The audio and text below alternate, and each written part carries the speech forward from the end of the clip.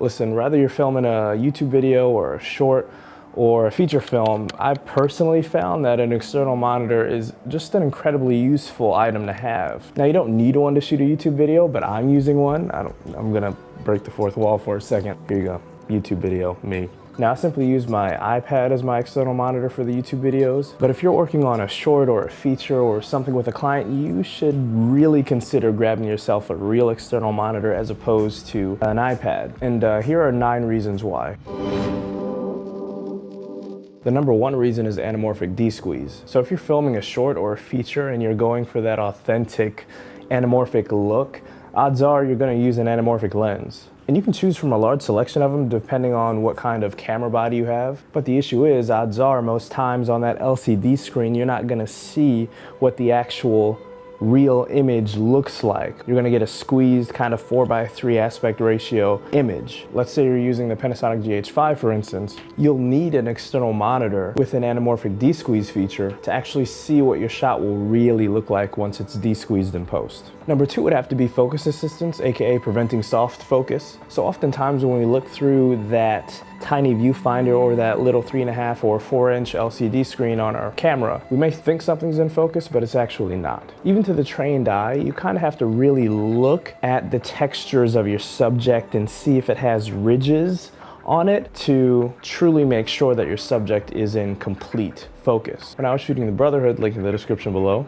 there would be times that our subjects looked like it was in focus on that LCD screen. Then we'd blow it up on the monitor after a full day of production and notice that all of our subjects that we thought were in focus were actually soft. We had soft footage instead of crisp footage. What happens now? Well, you begin to find yourself in a world of reshoots. Not good. It just wastes everybody's time. If you're in the market for monitors, I'll leave some links in the description below. Now, the third reason I'd have to say is composition assistance. Now, you could argue that you could beautifully compose an image utilizing your viewfinder or your LCD screen, but I just think it's tremendously easier to compose a cinematically pleasing shot if you have a bigger monitor, because it helps cinematographers like us minimize that awkward negative space. Which brings us to number 4. Fourth reason why you should get an external monitor is because you have improved visibility. So when you're on set looking through a little LCD screen, I've noticed that if I only have that screen, there will be tiny objects around the perimeter of the frame that I couldn't quite see on the LCD screen. But when you blow that image up, oh, you can see it, and you can see it real good. And then you're gonna be combing through After Effects, looking up every plugin and things to try to make that thing in your shot disappear. It's better just to take this little extra step on set while you're filming so that your editor or your post-production guy does not have to deal with it later. Fifth reason will have to be color accuracy and calibration. So one thing that you'll notice about external monitors is that a lot of these monitors are professionally calibrated by the factory and come with calibration certificates. Now, assuming you've gotten a high quality external monitor, your monitor display technology will outperform your LCD screen 9 times out of 10.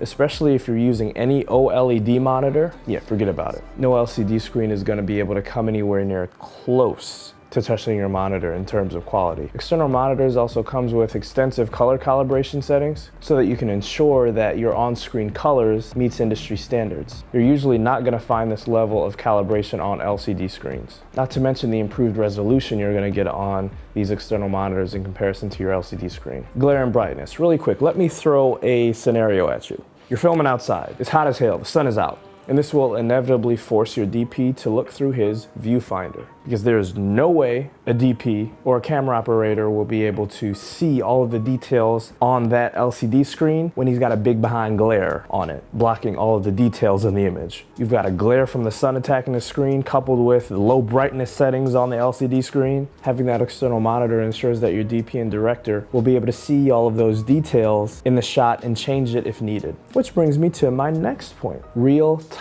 monitoring. Your real-time monitoring capabilities will be dramatically improved with an external monitor because you'll unlock the power of a potential dual monitor setup, which has the added benefit of having way more eyes on that shot director's looking at the shot, the DP's looking at that shot, the script supervisor's looking at that shot, the production designer's looking at that shot. Don't know what any of these people do? Watch this video right here. But you get my point, right? You just get a lot of uncompromised viewing angles, which should result in an overall better product. Number 8, wireless video transmission. Once you have that external monitor, you'll be able to combine that with a wireless video transmitter and receiver to basically enable all of the benefits I talked about previously. I know that Hollyland has some good ones. I'll leave those links in the description below. But whether you're working on set or with a client, wireless video transmission makes it a bit more feasible to collaborate with your team on a project. Number 9, LUT support. So you're going to find more and more that a lot of these external monitors do have built-in LUT support capabilities, which enables you as the filmmaker to get a preview in real time of what that color grade look that you're going for is going to look like in real time while you're on set right there before you even reach post-production. Now, of course, there's going to be some overlap between LCD screen features and external monitor features, such as exposure controls, histogram monitors, focus peaking, zebras, and other built-in tools. But having a bigger monitor to see everything on is just going to make everything so much easier. Remember, monitor links in the description below if you're interested. And watch my film so we can talk about it later. Filmmaker, grab a Clover key. It's a camera plate screwdriver and a bottle opener I created for you guys. And remember to always be developing, creating, distributing, and marketing, or DCDM. It's always a pleasure chatting with you guys. Until next time, peace.